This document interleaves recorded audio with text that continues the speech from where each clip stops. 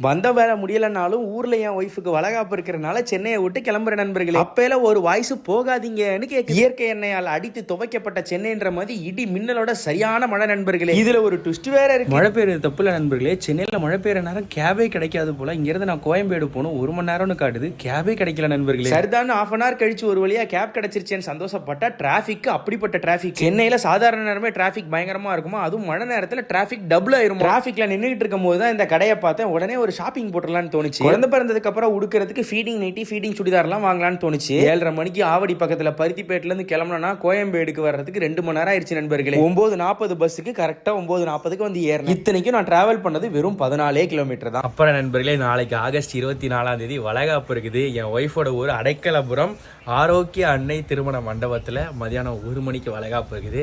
கண்டிப்பாக எங்கள் ஊர் சுற்றி இருக்கிறவங்க ஃப்ரீ டைம் இருந்துச்சு, அந்த டைம் நீங்கள் ஃப்ரீயாக இருந்தீங்கன்னா நீங்களும் உங்கள் ஃபேமிலி கிட்ஸ் எல்லாரையும் கூட்டிகிட்டு வந்து எங்களை வந்து ப்ளஸ் பண்ணணும் அப்படின்னு சொல்லி அன்பாக பண்பாக ஆசையோடு கேட்டுக்கிறேன் நண்பர்களே.